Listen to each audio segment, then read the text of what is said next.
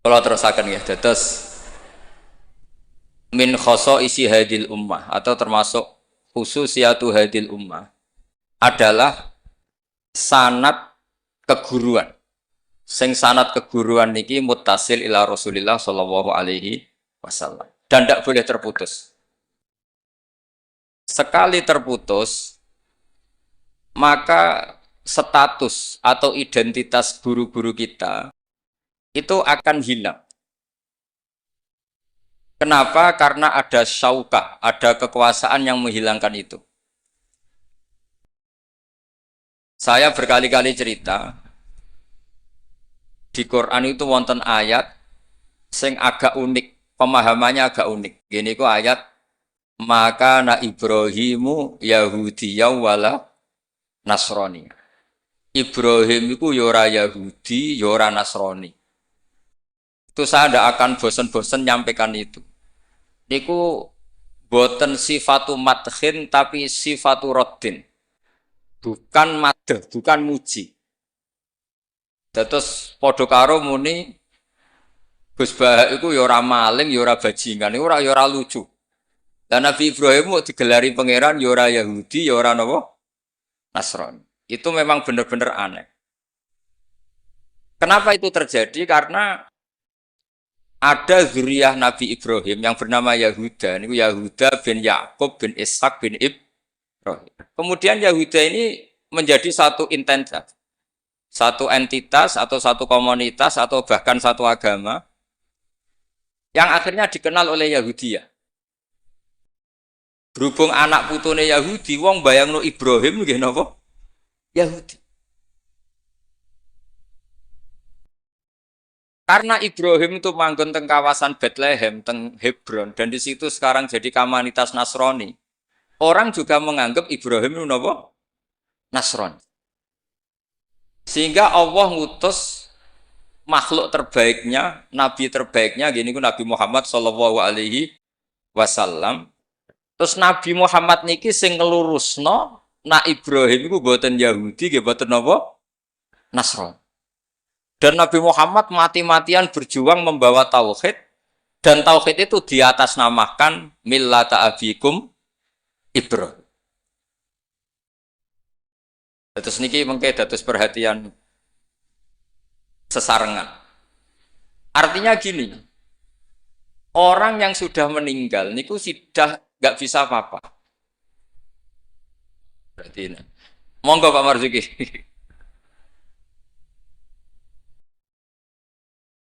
Monggo Pak Marzuki Mustamar monggo.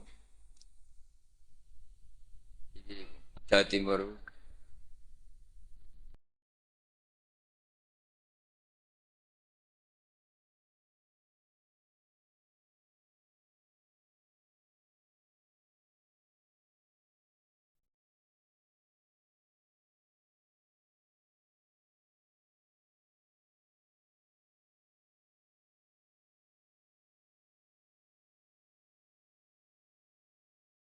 Monggo.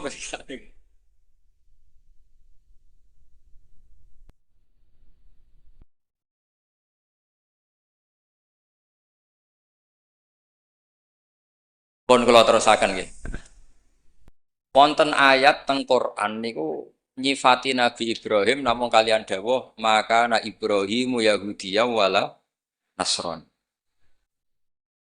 Terus Ibrahim itu gadah zuriyah. Namanya Yahuda. Niku Yahuda bin Yakub bin Ishak bin Ibrahim. Akhirnya ketika Yahudiyah ini jadi satu entitas. Entitas itu saged agama, saged marga, saged nama kerajaan. Itu orang mengira Ibrahim itu Yahudi karena entitas setelah Yahuda itu mengidentitaskan Ibrahim atau menstatuskan sebagai apa? Yahudi. Nasrani juga sama karena kebetulan agama Nasrani lahir di Yerusalem, di kawasan Hebron, di Bethlehem. Kemudian orang menstatuskan Ibrahim itu ya Nasrani. Karena mayit ini orang yang sudah tidak berkutik. Sehingga kalau zuriyahnya mayit ini menjadi pilihan tertentu, memilih pilihan tertentu, maka akan menstatuskan mbah-mbahnya. Sehingga saya berkali-kali bilang sebetulnya adat di Jawa itu salah. Anak numpang keramat baik. Keramat gandul itu salah. Sebetulnya kalau dalam tradisi leluhur Arab itu dibalik. Kama tasyarrafa bi Muhammadin adnanu. Jadi status mbah-mbah kamu itu ikut status kamu. Jadi orang nggak peduli dengan kilap, Abdul Samsin, Manaf, andai kan tidak ada orang bernama Muhammad Shallallahu Alaihi Wasallam. Orang nggak akan peduli dengan Wali Songo, andai kan tidak punya murid-murid nasab maupun murid-murid sabab, kados para ulama yang mengajarkan Fathul Wahab, Ikhya. Andai kan kita kemudian beda haluan, nganggep kuburan itu tempat syirik, tempat khurafat bid'ah, maka kita tidak menstatuskan kuburan wali itu tempat berkah, tapi tempat bid'ah dan syirik. Nah, status itu tuh terserah kita, bukan terserah yang meninggal. Itu filosofi dari maka na Ibrahimu Yahudiyau wala Nasron. Andai kan tidak ada Nabi Muhammad Shallallahu Alaihi Wasallam, maka kesestatusan Nabi Ibrahim akan dibelokkan menjadi berstatus Yahudi maupun apa? Maka kalau mau matur, min khoso isi hadil ummah adalah as-sanadul muttasil ila Rasulillah sallallahu alaihi wasallam.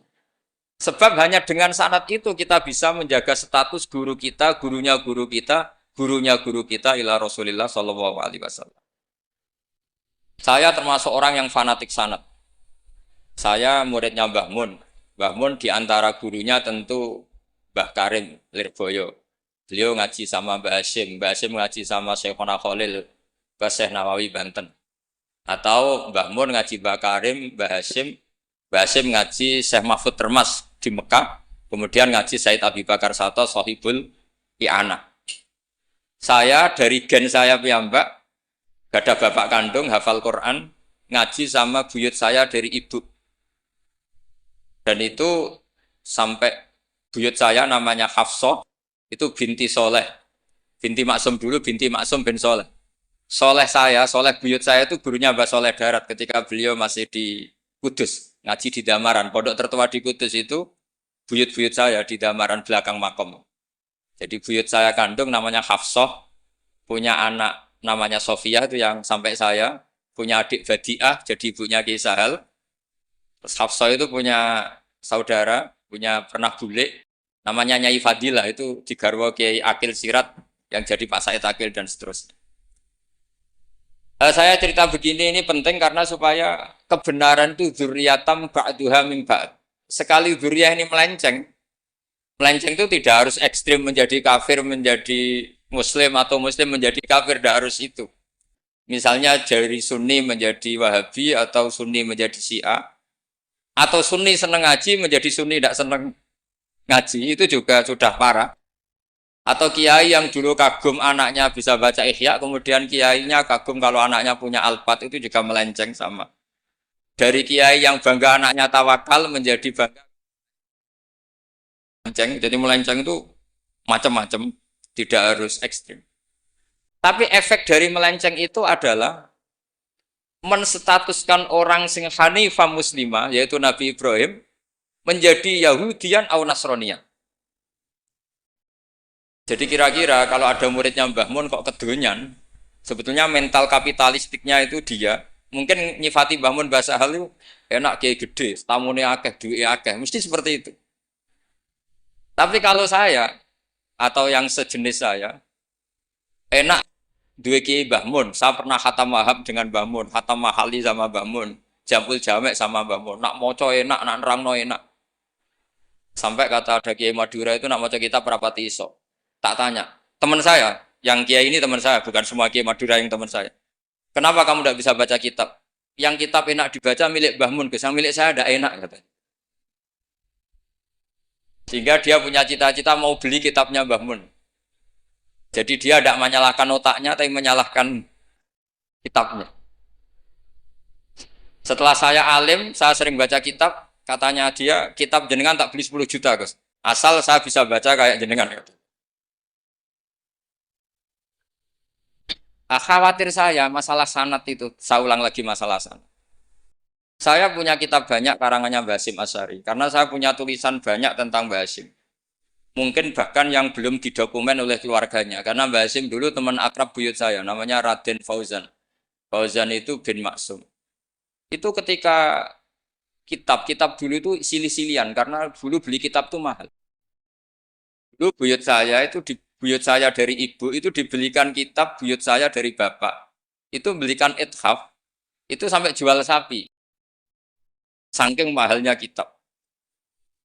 Sehingga saya masih ingat Mbah Sahal itu kalau belajar di geladak saya, itu tafsir Bedawi itu ada tulisannya Mbah Mukhid, ada tulisannya Ki Zubaidi, terakhir dipakai Ki Sahal Mahfud. Jadi satu kitab dipakai sekian apa? Generasi, saking susahnya apa? Kitab. Terus dulu orang belajar itu ya serius. Korok tu alas syekh. Jadi dulu itu murid baca di depan kiai, kemudian dibenarkan atau disalahkan. Sekarang enggak. Kiainya baca, muridnya ngantuk, omongan sendiri. Terus dengan bangganya merasa saya ini muridnya Mbah Mun, muridnya Gus Baha. Itu innalillahi wa inna ilaihi raji'un. Ini enggak benar seperti itu. Karena dia sebetulnya tidak mustakil. Kecelakaannya lagi, metode pelatihan bahasa Inggris, bahasa asing itu pakai metodenya ulama dulu. Orang kalau kursus Inggris itu dilatih disuruh ngomong. Sampai aksennya Inggris, konversasinya gaya Inggris. Sehingga mereka pinter. Itu metode kita. Dulu nggak ada guru bacakan murid itu nggak ada murid bacakan guru. Makanya kenangannya Imam Syafi'i, qara'tu ala Malik al-Muwatta. Saya membaca Muwatta di depan Imam Malik. Sehingga murid pinter apa goblok ini gurunya tahu. Nanti kalau bacanya benar terus disahkan jadi kiai. Sekarang enggak. Ngaji terus, bi rokokan, bi omong-omongan tetap jadi kiai. Padahal kiainya saja enggak tahu dia pinter, enggak aja enggak tahu. Nah ini termasuk sanad yang mungkotek. Makanya saya ini nyesal senyesal-nyesalnya. Di tradisi pesantren sekarang ngaji sorogan itu jarang. Saya alhamdulillah sampai sekarang masih ada beberapa santri yang ngaji sorogan mahali sama saya. Termasuk beberapa Gus Sarang masih sorogan sama saya. Karena Mbah Mun tuh gak mau ngasih sanad kecuali sorogan. Jadi dulu saya ngaji sama Mbah Mun, cucu kandungnya Mbah Mun mau sanad mahali gak langsung Mbah Mun harus lewat saya karena Mbah Mun sudah tidak sorogan mahali karena sudah sepuh. Nah pentingnya sorogan itu orang mustakil, murid ini mustakil, bacanya apa ini mustakil. Jangan sampai ngalami misalnya ada murid tanya, Gus, walam tardiman itu maknanya apa? Saya yang kecelok orang alim saja nggak tahu maknanya lam tardiman. Setelah tak lihat ternyata di bab khed walam tarodaman, dia baca langsung lam tardiman. Ya bingung. Kok saya sampai apa? Madatul kalimah dari apa? Mustaknya apa? Soroknya. Akhirnya saya coba kitabnya tak lihat. Ternyata walam taro daman. Dia bacanya langsung lam tardiman. Itu banyak sekali. Nah makanya saya mohon lah di dukun ini orang-orang yang alim atau ustadz alim itu harus tetap ada tradisi ngaji sorogan. Terutama bagi khiyaru ahli, orang-orang pilihan. Dulu sahabat ngaji Rasulullah Quran itu ya sahabat yang baca. Dulu saya ngaji Quran, setor Quran min awali hatta akhiri ya saya yang baca. Beberapa kali saya baca kitab di depan Mbah Mun, di depan Gus-Gus, di depan kiai-kiai saya. Dia kiai dulu itu tahu ini sudah alim, ini belum, ini setengah alim, ini setengah waras, ini tidak waras, itu tahu. Karena kelihatan sekali, tingkat naifnya itu kelihatan sekali. Misalnya ada anak baca misalnya begini. An Abdillahi bin Amrin. Itu gurunya pasti tahu. Locong kok Amrin ada wawunya, berarti benar. Misalnya An Abdillahi bin Umaro. Itu gurunya langsung tahu. Nah sekarang itu enggak. Murid itu hanya mendengarkan, sehingga kadang-kadang ada orang itu baca Ibnu Ubay bin Ka'ab. Itu dibaca Ibnu Abi. Anaknya bapak ini sunrak kuwe cung. Jadi ini kecelakaan seperti ini nggak boleh terjadi. Ada lagi murid yang tanya gini, ini setengah pinter tapi ya setengah goblok. Saya pernah sorogan fikih ditanya, tidak boleh nikahi zaujatul ab. Saya ulang lagi ya. Wala tangkihu manakaha abaukum minan nisa illa matat salaf. Tidak boleh menikahi istrinya bapak. Itu orang Jawa langsung protes, Gus, Bojone bapak rak ibuku. Itu setengah pinter, setengah goblok. Setengah pinter karena di Jawa rata-rata orang itu istrinya satu. Artinya kalau bojone bapak, ya mesti ibunya dia. Tapi kalau dibaca di Arab, wong Arab itu kan bojone papat, sing telu gonta-ganti, sehingga bapaknya ini kadang pernah nikah sampai 10 orang. Paham ya? Orang Arab, mungkin orang Jawa Timur ya rodok Arab. Banyak kiai yang istrinya ada satu kan. Nah sebetulnya orang Jawa Timur yang paling tidak eskal karena saya ulang lagi ya. Sehingga dia tanya, Gus, bojone bapak itu rak ibu. Mosok wong kok dilarang kawin bojone Pak? Yo mesti wae ra bakal wong bojone bapak iku ibu. Dia protes, kenapa harus dilarang wong karuan ndak mungkin terjadi. Tak terangno. Kalau orang Arab kan mungkin, yaitu bojone bapak satu ibu kamu, dua Sri, terus Wahyuni atau siapa. Ini orang yang pernah dinikahi bapak kamu itu haram kamu nikah. Nah berhubung dia orang Jawa, bojone bapak itu mesti ibu, karena ibu istrinya satu. Nah itu setengah pinter, setengah goblok. Setengah pinternya bisa bantah, agak cerdas lah, bisa usul gitu. Setengah gobloknya itu sebetulnya ketika dengan ibunya itu bahasa Arabnya bukan zaujatul ab, tapi ummuka. Kamu tidak boleh menikahi ummuka. Jadi bukan dimasukkan zaujatu abik. Jadi kalau dalam bahasa fikih itu status yang dipakai status terdekat. Jadi misalnya saya menghukumi ibu saya ya ummi, itu ibu saya. Tapi ketika istrinya bapak yang lain harus distatuskan zaujatu abika. Itu tidak bisa, kalau orang nggak sorogan itu tidak bisa. Nah kalau orang-orang NU, orang-orang pesantren saja sudah ada alim, apalagi yang di luar kita.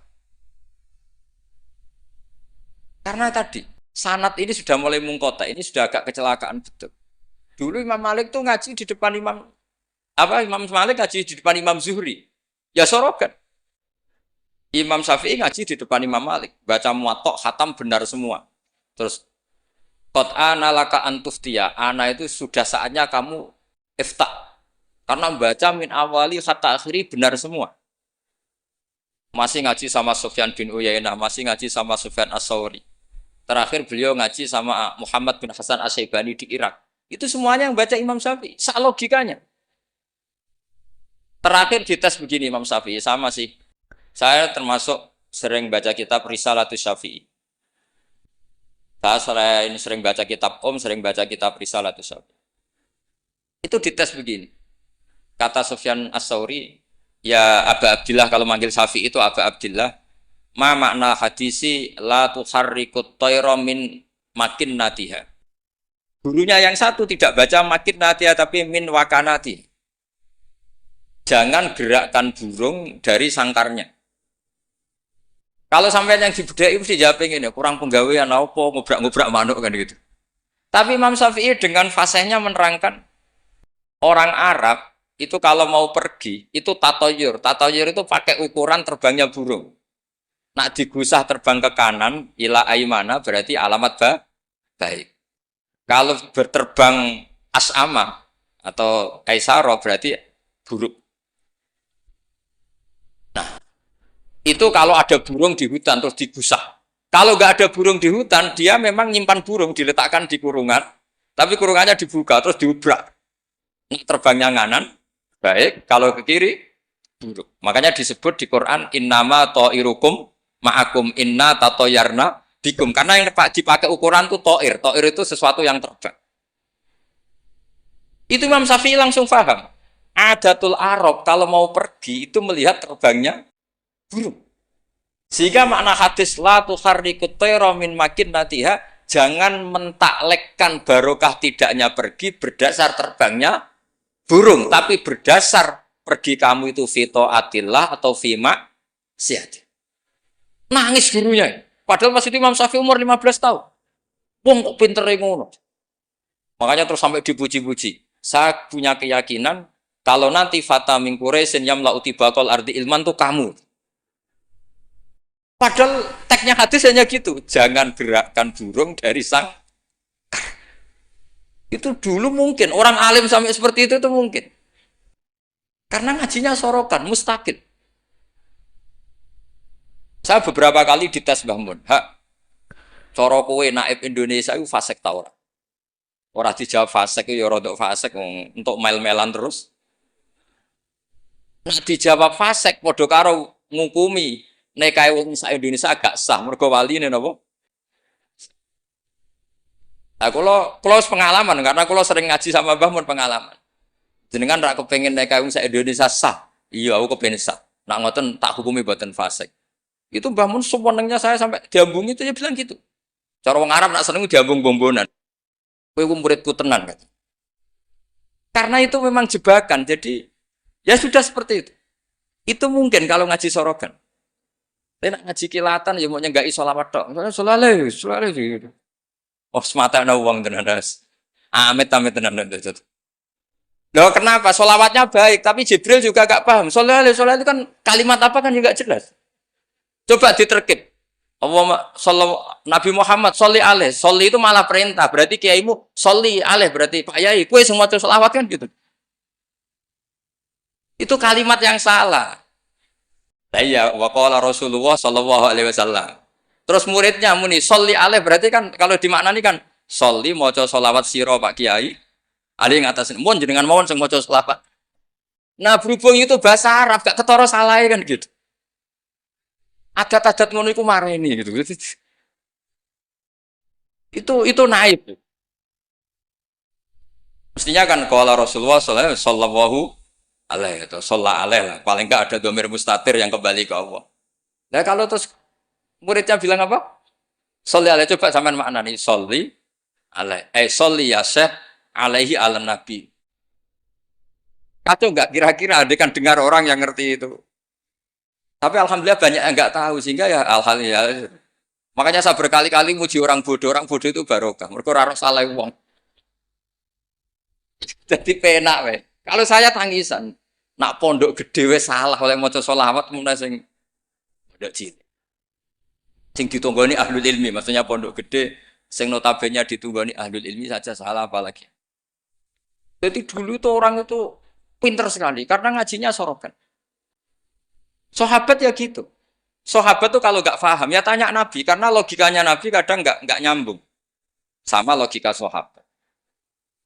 Misalnya begini, al-qatil wal maqtul finnar, yang bunuh maupun yang dibunuh. Saya baca lengkapnya. Idzal taqal muslimani bisayfihima fal qatil wal maqtul finnar. Jika dua orang muslim perang sama-sama membawa pedang, maka yang bunuh maupun yang dibunuh di neraka. Sahabat tuh iskalnya hadza al qatil. Oke lah kalau qatil finnar, kalau pembunuh di neraka normal ya Rasulullah. Fama balul maktul. Lalu dosanya yang terbunuh apa? Wong dia korban, dia maktul, dia dibunuh. Jawabannya Nabi, innahu kana harison ala qatli sahibi. Dia sebut maktul, oke, dia maktul, tapi mentalnya kok artinya gini, yang terbunuh itu mentalnya kotil apa maktul? Kotil karena dia saat tempur tentu inginnya membunuh. Artinya maktul itu status fakta. Tapi status mentalnya kotil. Itu hebatnya Rasulullah. Ya ketika ada orang sama-sama bawa pedang duel itu mentalnya semuanya kotil.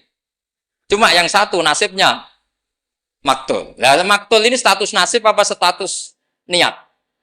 Status nasib, niatnya dia tetap qatil sebagai pembunuh. Jadi segampang itu Rasulullah menjelaskan karena tadi ada sorogan. Jika Nabi setiap ngaji sama sahabat, aro'aitakum hadhi, aro'aita kadza, aro'aitukum kadza. Nah, ini terakhir, qadhiyah saya terakhir tak terangkan. Nah, sehingga Quran ini kembali ke sesuatu yang saya tekuni. Sehingga Quran itu mengajak orang itu berdialek. Dan sering ada kata aruni, kul aro'aitum. Kenapa demikian? Karena nggak boleh orang itu menerima ilmu itu karena dicekoki guru. Dia harus bisa berpikir sendiri. Sehingga Allah kalau ngendikan, nggak apa-apa selain saya sebagai Tuhan, nggak apa-apa kata Allah. Kamu bilang Yesus Tuhan, nggak apa-apa. Fir'aun Tuhan, nggak apa-apa. Tapi kata Allah, aruni madza khalaqu minal ardi. Tapi tolong tunjukkan ke saya prestasinya Fir'aun apa? Apa ketika saya bikin langit, dia ikut menciptakan langit? Apa ketika saya bikin bumi, dia ikut menciptakan bumi? Aruni madza khalaqu minal ardi am lahum syirkun fis sama. Sehingga orang terus mikir, kalau Fir'aun Tuhan, Yesus Tuhan, atau siapa saja yang selain Allah dianggap Tuhan, lahirnya di mana? Oh, Yesus lahir di bumi. Bagaimana mungkin lahirnya di bumi, tahu-tahu menuhani bumi. Fir'aun ketika merasa Tuhan, Musa ditanya, Tuhan kamu siapa? Rabbus samawati wal ardi, yang nuhani langit dan bumi. Terus kata Fir'aun, ya Haman ibnili sorhal la ali abluhul asbab. Sudah, saya mau bikin piramida, mau lihat Tuhannya Musa. Terus soal di bumi, kata Fir'aun, ma'alim tulakum min ilahin wiri. Saya jalan-jalan kemana-mana, setahu saya, yang dituhankan saya, kata Fir'aun. Nabi Musa ganti argumentasi, bilang, Rabbukum wa rabbu abaikumul awalin. Yang nuhani nenek moyang kamu. Itu semua hadirin langsung sadar. Iki nak Fir'aun pangeran, buyute radi pangeran. Kan pangerannya datang terlambat. Kan Fir'aun punya bin. Wong Fir'aun itu nama gelar kayak Hamengkubuwono. Fir'aun 1, Fir'aun 2, Fir'aun 3, Fir'aun kan gitu. Makanya zaman Nabi Yusuf itu rajanya juga namanya sudah Fir'aun. Zaman Nabi Musa juga Fir'aun. Karena itu gelar. Artinya begini. Kalau Fir'aun itu Tuhan, berarti mbah-mbahnya tanpa Tuhan. Karena Tuhannya datang terlambat. Itu dilatih. Sehingga Quran itu sering ngendikan aruni, aro'aitum, itu diulang-ulang. Nah, ngaji sorogan itu pentingnya ya seperti itu. Santri akan tahu. Ini bacanya yajibu, apa yajubu. Kalau di hadis, al-Islam yajubu ma qoblah. Mergo maknanya yaktok. Jadi ketika ada seorang sahabat lama sekali kafir dulu, ketika Islam dia ngeluh, ya Rasulullah setelah saya Islam apa dosa saya zaman jahiliyah diampuni. Terus Nabi ngendikan al-Islamu yajubu ma qoblah. Itu bacanya bukan yajibu tapi apa? Yajubu yaktau. Lah kalau pas ini kamu baca yajibu kan? Al-Islamu Islamu yajibu. Pusing kamu. Itu kalau nggak sorokan nggak bisa. Jadi saya mohonlah sanad ini nggak boleh hilang karena yang punya khazanah kealiman tuh kita itu maksudnya pesantren. Kalau kita saja tidak alim, apalagi di luaran kita. Ini bukan urusan suudzon atau menstigmasi enggak. Yang menyediakan itu kita, di luar kita malah pakai terjemah, pakai paling KHI lah kompilasi hukum Islam. Yang masih pakai teks Ihya Fathul Wahab itu kita. Karena Fathul Wahab Ihya'is dikerdusi nganti sawangan. Ya ini dhewe maca terjemahan. Ngaji ini nganggo laptop amen ngincang-ngincang perkara ndelok terjemah. Sinalillah wa inna ilaihi. Itu bukan apa-apa, sehingga orang nggak alim itu tidak apa-apa, tidak dosa. Tapi kan masalahnya sing ra alim ta yo gayane kok wong alim. Itu semani masalah kan itu. Orang aku bodoh kan yo ora gelem kan. Dulu itu tidak seperti itu. Sehingga Nabi Ismail misalnya. Nabi Ibrahim itu nabi. Nabi itu diperintah Allah mesti benarnya. Inni arafil manami anni atbahuka. Saya bermimpi, mimpi Anbiya adalah wahyu, bahwa saya disuruh nyembelih kamu. Apa kata Nabi Ibrahim? Fangdur madza tara. Lalu menurut pendapat kamu gimana? Karena mulai dulu enggak. Jadi tradisi di kampus dua arah, mahasiswa disuruh mikir, disuruh cerdas. Itu dulu kita sebelum ada kampus itu para nabi sudah punya tradisi murid itu mustaqil bil fikr. Murid bisa mikir Fangdur madza tara. Menurut pendapat kamu gimana Ismail? Supaya apa? Kalau Ismail betul-betul nanti disembelih, itu dia tidak hanya nurut Nabi Ibrahim, tapi memahami. Jika dapat ganjaran 2 kali. Nurut bapak, ya nurut pangeran. Atau nurut pangeran, ya nurut bapak. Fangdur madza tara. Qala ya abatif almatu. Jadi tidak mentang-mentang. Ismail, aku dikongkon pangeran nyembelih kowe. Ayo nang tak sembelih. Tak oleh bantah, nurut. Tidak ada seperti itu. Itu lagi-lagi yang ada itu di ngaji sorogan. Nah, kemudian saya sekarang cerita masalah sorogan. Saya beberapa kali punya kenangan Mbah Mun, karangan terakhir beliau Al-Ulama Al-Mujaddidun. Tiap ketemu mesti disuruh baca itu. Sampai saya pas haji sama beliau ya baca itu di Tujami Bari Rasulillah. Ketika saya di Sarang tiap Syawal ya baca itu. Sampai kitab itu untuk murid-muridnya identik dengan saya karena saya sering. Bahkan di kitab saya paling banyak oret-oretan tulisan tangannya Mbah Mun karena beliau tahu kalau saya menekuni kitab itu, jika beliau senang sekali. Termasuk begini pertanyaan saya. Menurut Imam Syafi'i, zakat zuhur itu kan hanya yang muktad, kayak makanan pokok lah, kira-kira kayak padi kalau di Indonesia. Tapi bangun dulu itu sering guyon gini.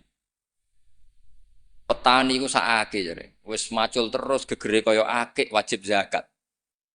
Petani cengkeh kakao suge-suge ra wajib zakat. Mergo sing ditandur mboten apa? Muktad atau tidak kut. Oke ngono iku terus piye? Kaya gak adil. Bangun tuh hanya guyon-guyon gitu. Mulai guyon petani kaya gegere kaya akik kaya apa gitu.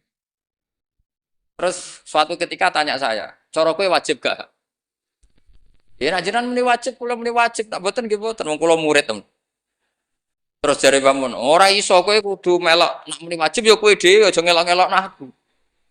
Dulu saya iskal saya itu niki kok gak tanggung jawab atas saya gitu. Dan di kitab itu ditutup dengan kalimat fa'ala man huwal qudwah lihadil ummah ay yuftiya bima huwal aslah lihadil ummah. Jadi orang menjadi panutan umat harus berfatwa sesuai al-aslah lihadil ummah. Saya masih tanya lagi. Loh al-qudwah lihadil ummah itu jenengan. Iya ya aku, tapi kayak kudu mikir dhewe. Terus tak tanya lagi, mahwal aslah lihadil ummah itu wajib napa boten? Kakao cengkeh ini sido wajib zakat apa boten? Yo karek kue. Nah dulu saya iskal. Sampai malam mau haji itu saya masih ditimbalin, masih diskusi kitab itu. Ini kitab ini tak bawa kitab Al-Ulama Al-Mujaddidun. Ternyata kesimpulannya apa? Fatwa itu nggak boleh hanya gurunya faham, muridnya tidak. Akhirnya saya tanya gini, ya Syekhona, ketika seseorang itu syafi'i dan dia seorang mufassir, hal yataqayyadu bimadhabi imami amlah. Misalnya gini, kan dalilnya Yusuf Qardawi yang ngutip Ibnu Katsir kan, semua tanaman wajib zakat, termasuk kakao, cengkeh, apa saja, termasuk khodrowat, fawakih, asmar, simar, semuanya wajib zakat. Dalilnya adalah wa mimma akhrajna lakum minal ard. Ma itu umum, apa saja. Nah pertanyaan saya ke Mbah Mun, apakah seorang mufassir itu terikat madhab imamnya sehingga ma yang umum menjadi hanya yang muktad? Apa tetap bebas karena ma itu umum? Terus ya beliau mau gejol-gejolkan ya, tapi yang beliau sempat komentar al-fawakih wal khodrowat sekarang aksaru iktisodian secara ekonomi lebih prospek. Harusnya wajib zakat. Nah, saya kenapa cerita panjang lebar ini supaya jangan sampai pondok-pondok yang belajar Fathul Wahab, belajar Ihya, belajar Fathul Mu'in, kemudian kita dianggap orang yang antisosial. Petani melon kaya, petani tebu kaya, sudah kaya tidak wajib zakat karena yang ditanam tidak kut. Petani pari wis melarat, utangan hanya karena yang ditanam apa? Kut atau muktad wajib zakat. Lalu kata dunia kan terus piye to kiai? Nah ini saya mohon sekali itu murid-murid bisa memahami kalau kita itu mendiktekan pikiran kita.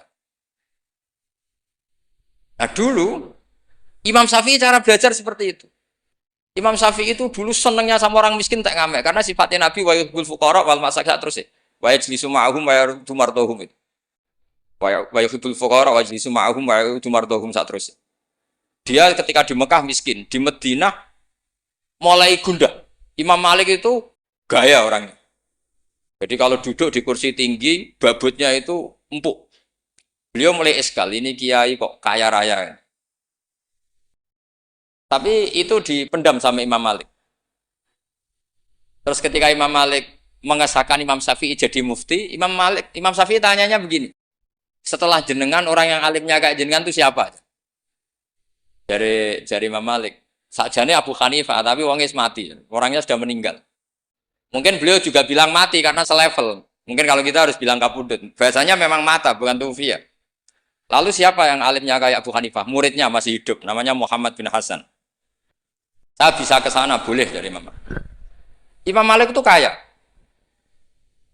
Uangnya banyak, tapi beliau rumahnya ngontrak. Jadi kiai mulai dulu lebih seneng uang cash daripada apa? Sawah Tegal, karena nggak bisa sodakon. Akhirnya Imam Malik gandeng Imam Syafi'i dijak ke Baki. Dulu Baki itu pasar kafilah, rental lonta gitu. Kemana kafilah yang mau ke Irak? Oh saya ya Imam Malik, dibayari sama Imam Malik ini antar sampai ke Baghdad, sampai ke Kufah. Sampai ke Baghdad. Dulu namanya Baghdad itu ya Baghdad, Kufah, Basrah. Belum ada nama Irak. Terus Imam Syafi'i disangoni uang tuh banyak. Pernah saya hitung tuh sekitar hampir 40 juta. Karena satu dinar kan sama dengan 4,25 gram. Ada yang mengatakan 4,20 gram. Pernah saya hitung tuh sekitar 40 juta. Imam Syafi'i mulai iskal. Kiai-kiai melarat sing tak belor atau nyangoni, kiai sugih nyangoni terus. Semulai rubah pikirannya. Ternyata kiai sugih itu ya manfaat gitu loh. Dulu dia pengagum kiai melarat karena zuhud, bebas hisab, jadi hisab apa nih ngurati popo kan gitu. Terus bareng ngaji di Irak, di Baghdad itu, di Kufah. Karena dulu itu satu kawasan. Ini perlu saya sampaikan, jadi dulu Kufah itu bukan nama kayak sekarang, Baghdad, Irak. Jadi saya beri contoh sedikit ya, perubahan bahasa.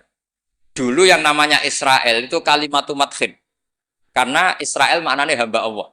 Sehingga ada ayat, wa anni faddaltukum alal alamin, Bani Israel. Sekarang enggak, Israel sekarang itu nama nation, sebuah negara. Di situ ada Zionis, ada turunan Eropa, turunan Amerika, yang jahatnya minta ampun sama Palestina. Sehingga Israel yang ini bukan wa anni faddaltukum alal alamin. Jadi itu perubahan bahasa. Dulu yang namanya makruh itu faqal haram. Itu yang disebut Allah walakinna wa habbaba ilaikumul iman wa zayyanahu fi qulubikum wa karraha ilaikumul kufra wal fusuqa wal isyan. Jadi kalau dulu Imam Syafi'i ngendikan akrahu kadza, maknanya uharrimu kadza asyaddat tahrim. Karena akrahu maknanya itu faqal haram. Tapi sekarang di definisi fikih makruh itu dunal haram, kayak rokok itu namanya makruh. Jadi kalau bahasa dulu kamu maknani sekarang, kafir itu makruh. Kalau bahasa dulu, piye hukumnya kafir? Makruh. Hukumnya syirik?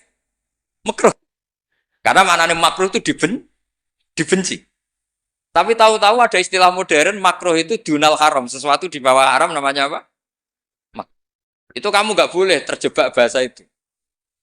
Dulu namanya Kufah itu satu entitas. Sehingga Ibnu Abbas pernah nasihati Said Husain, Al-Kufah la tafi. Wong Kufah itu ora tau jujur. Karbala juga gitu, dulu satu entitas. Makanya Said Husain ngintikan ini daerah mana? Karbala, ini Karobun Babalaun. Nah sekarang terjadi satu nama.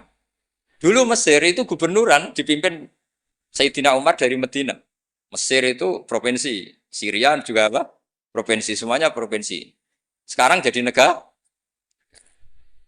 Saya teruskan. Ketika ngaji di Muhammad bin Hasan Asy-Syaibani, itu pas beliau di ruang tamu, itu ngitung lantaan emas. Jadi emas itu lantaan banyak. Dari satu peti dipindah ke peti lain. Cara sekarang mungkin kiai ngitung dolar. Dolarnya banyak. Jadi kesunatan kiai kalau ngitung uang itu menurut saya di ruang tamu. Kalau ada santrinya. Ben santri ini raka pikiran nyalami template. Gara-gara kiai ini duwe akeh bebem melarat itu tidak kepikiran santri ini nyangoni kan. Itu Muhammad bin Hasan Asy-Syaibani kalau ngitung uang itu di ruang tamu.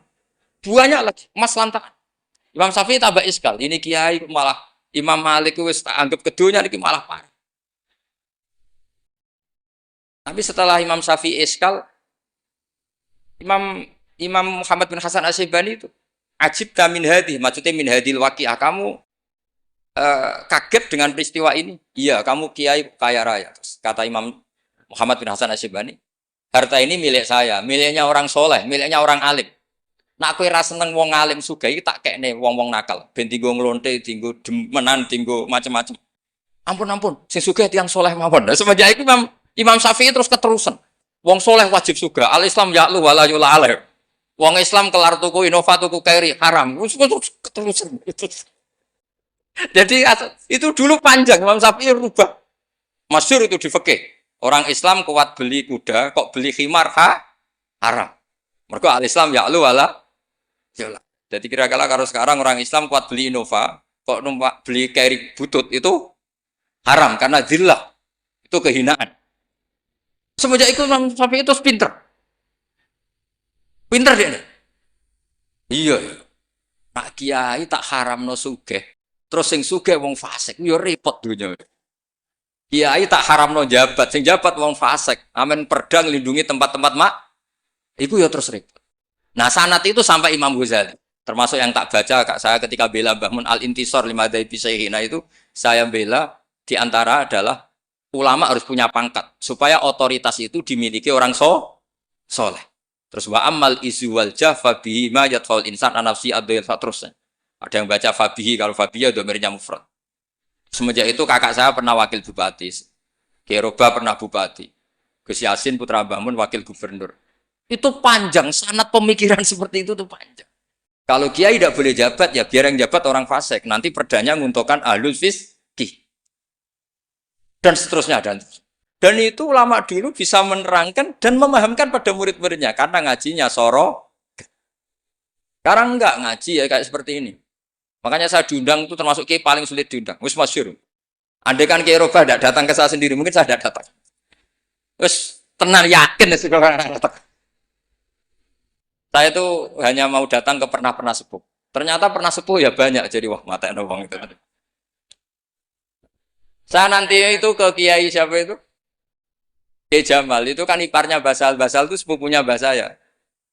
Mbah Jamal itu abahnya Gus Rozenda. Saya tiap bulan kan ngajar di pondoknya Mbah Sahal. Karena memang sepupunya Mbah saya. Kemarin di Termas. Jadi pernah sepuh ternyata banyak. Makanya ini yang nom-nom itu haram undang saya. Ini sudah tak maklumatkan. Karena logikanya jelas lah. Aturan santri itu hormat mbek sing sepuh.